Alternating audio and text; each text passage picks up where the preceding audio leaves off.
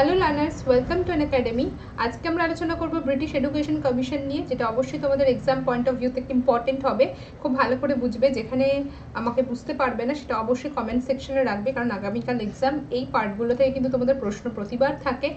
তো খুব ভালো করে দেখবে। তার আগে আমি তোমাদের প্রত্যেককে বলতে চাই, আজকেও কিন্তু আমাদের ক্লাস আছে 7:30 থেকে 8:30 Indian history session, Unacademy free সেশনে, যেখানে আমরা টপ 150 এমসিকিউ আলোচনা করব ইন্ডিয়ান হিস্ট্রির ওপরে, যেটা আগামীকাল তোমাদের এক্সামের জন্য কিন্তু সমস্ত ইম্পর্টেন্ট হবে কোয়েশ্চেন।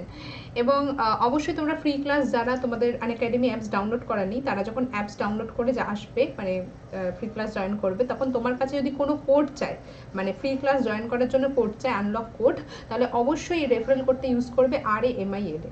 ঠিক আছে, এর জন্য তোমরা ফ্রি ক্লাস জয়েন করতে পারবে এবং ফ্রি ক্লাস কিন্তু অবশ্যই করতে পারবে, কোয়েশ্চেন আনসারও পাবে এবং তোমরা নোটস বা PDF কিন্তু ডাউনলোড করতে পারবে।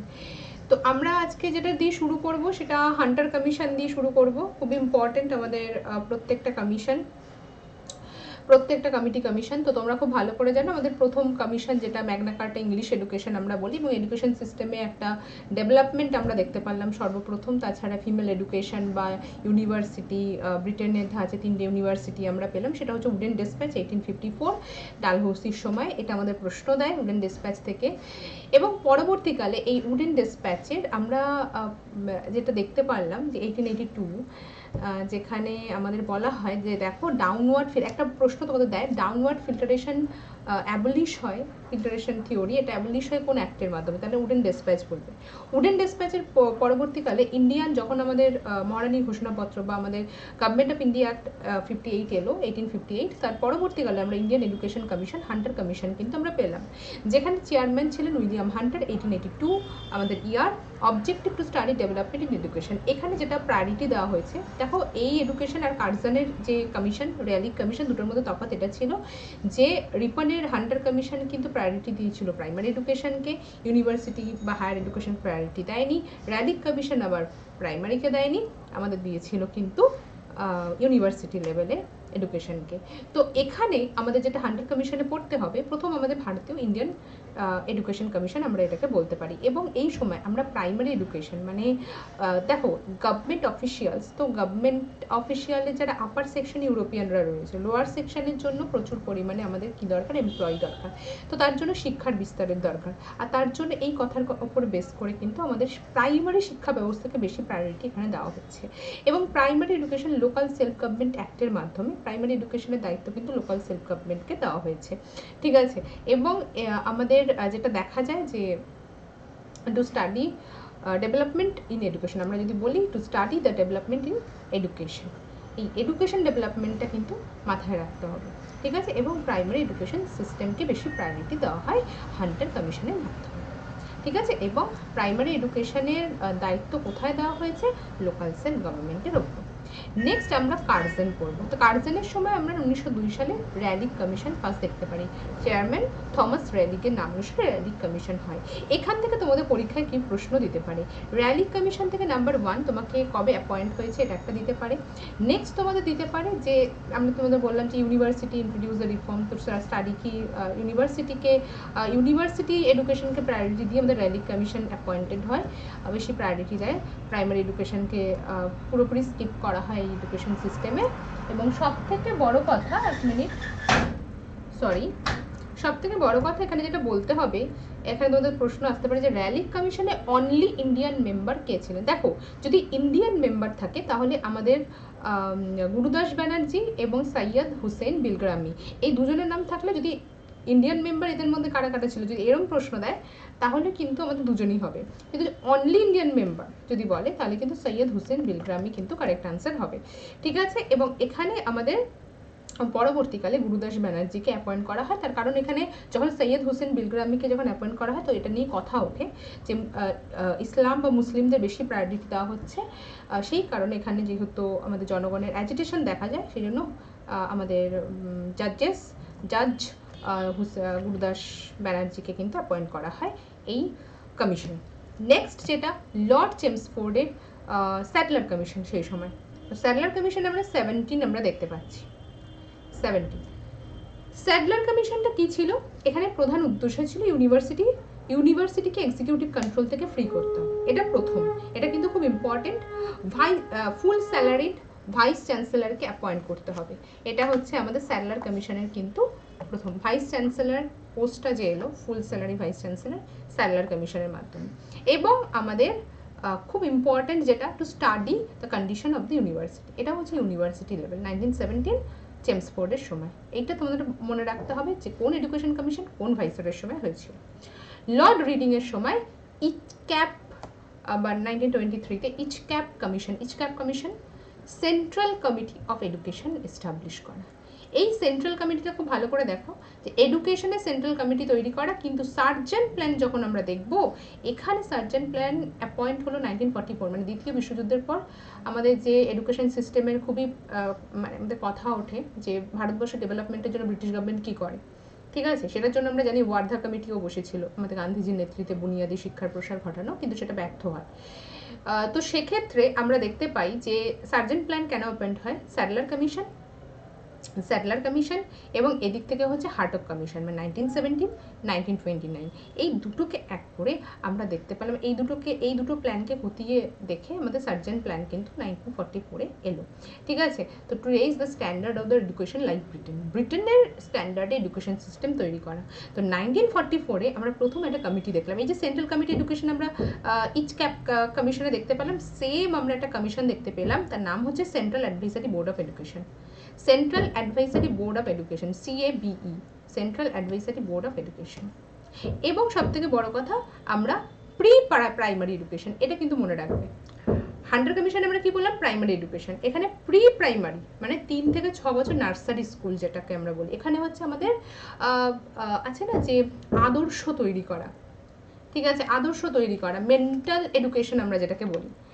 নেক্সট হচ্ছে আমরা যেটাকে দেখতে পাচ্ছি প্রাইমারি এডুকেশন, যে প্রাইমারি সেকশন তৈরি হলো, সেই প্রাইমারিকে দুটো পার্টে ডিভাইড করলো।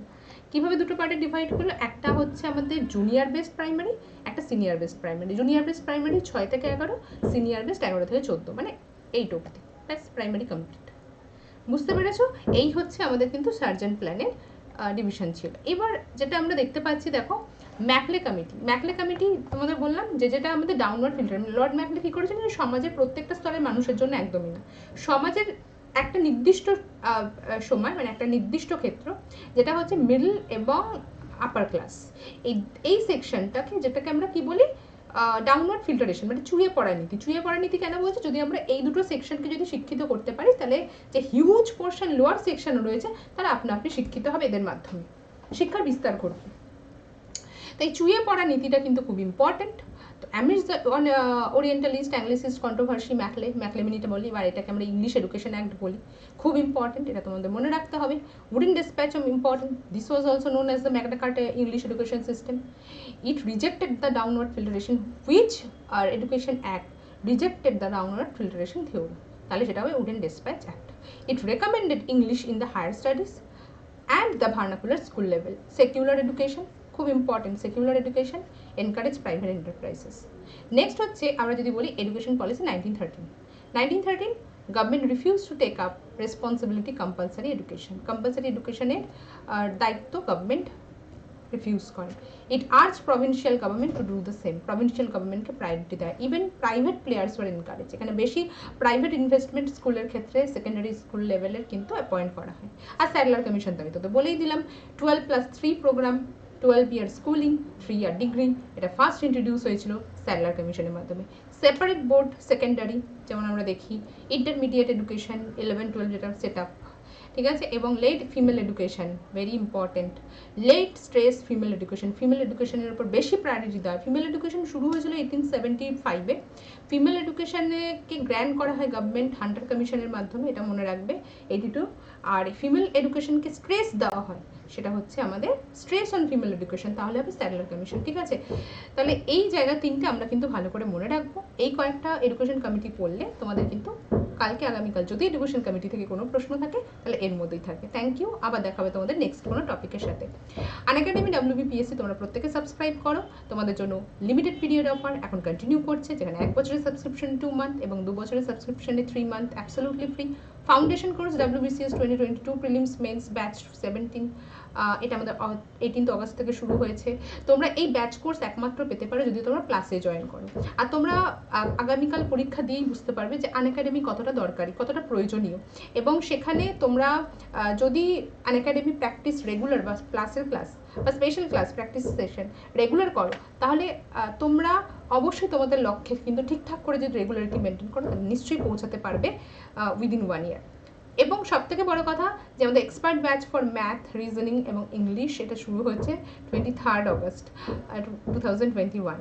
তো লাস্ট মিনিট সেশন তোমরা জানো WBCS প্রিলিমস আমাদের আজকেই কিন্তু রিভিশন কোর্সটা চলছে কালকের এক্সামের জন্য, তোমরা অবশ্যই জয়েন করতে পারো। দেখো এই ফ্যাসিলিটিগুলো কিন্তু সব তোমরা প্লাসে পাবে।